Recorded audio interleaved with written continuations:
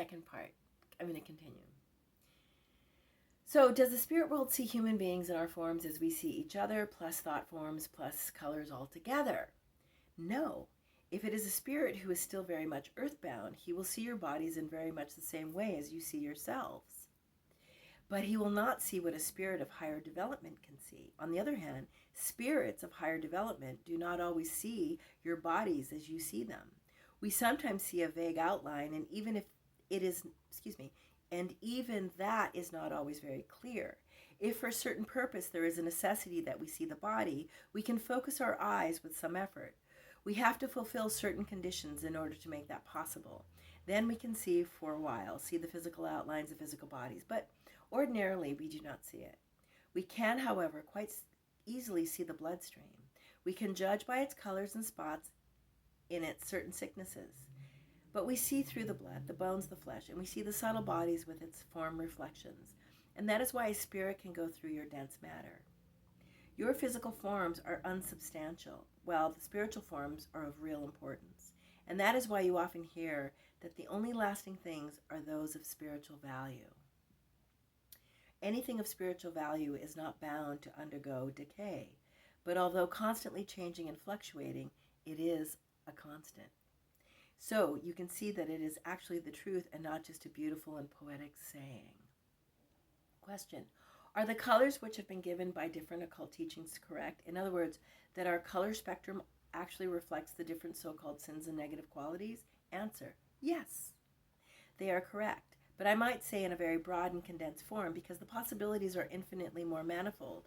There is a great deal more variety here, and there are more colors in the spirit world than you know of, and there are colors for which you do not even have a name, and that cannot be described to you because this is impossible. So, there is a certain condensation that is quite true.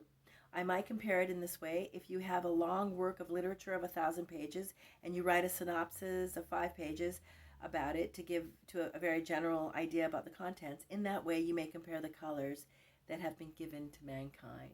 Oh God, that's really sort of depressing. Question: does that mean that when you analyze a person that you get your impressions directly, like a photographic copy from the color scheme of the person plus the forms? Answer: I would say that the forms have a coloring. They have a scent, and they have tones, and they have emanation, and they have vibration in different current frequency. And all this put together gives a certain complete picture for us.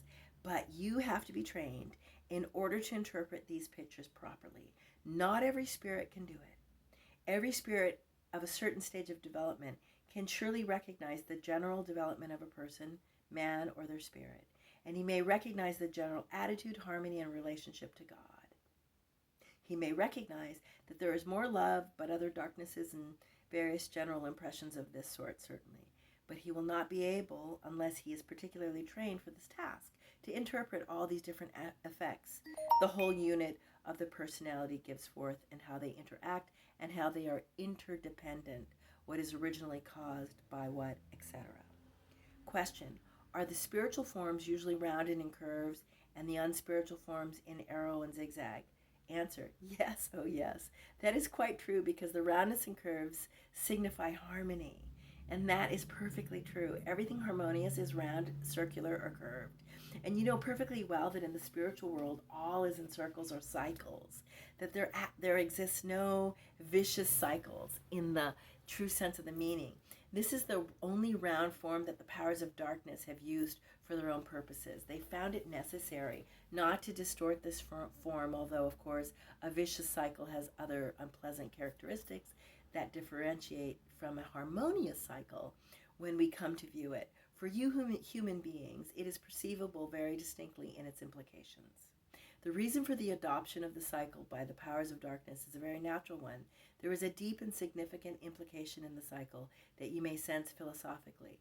In a harmonious cycle, the law works that good must breed further good, and so on and so on and so on. Now, the same idea is working with the vicious cycle. The difficulty for a person is therefore always to break at some point such a vicious cycle. I'm going to do one more question. How is it possible to go about undoing what your lower self has manifested in the way of physical illness? How can you undo it? Answer: in the first place, my dear friend, You should not try to think, to wish to eliminate the consequences first. That would be too easy. In other words, if your lower self has created an illness, this illness has to be accepted first. And you should rather go about finding the roots of what part of your lower self has created this illness. Thus, the lower self really has to be met and completely explored. Your aim must be purification and perfection for its own sake, for the love to God you have in you, not for the sake of not having to bear a discomfort. It is true that it takes a lot of overcoming an inner fight to purify the motives first, to such an extent. But that is the necessary foundation. And while this is done, a lot of other things are learned automatically, and thus spiritual strength gathers by learning to apply absolute self-honesty. Once your motives are pure, the sickness will not matter half as much anymore to you as the state of your soul. And in the measure that the ego, the comfort, and everything that goes with it loses in importance to you, you will have followed a very important spiritual law, and thus health will be gradually restored. And this law is the giving up of the self, the life Jesus mentioned. Thus you will win it, but only thus. So begin by meeting your lower self in courage, in optimism, in humility, and in the spirit of warfare. And if I may use this expression, and once you discover it, once you shed all the masks and all the coatings, then you begin to work on these different aspects of the lower self.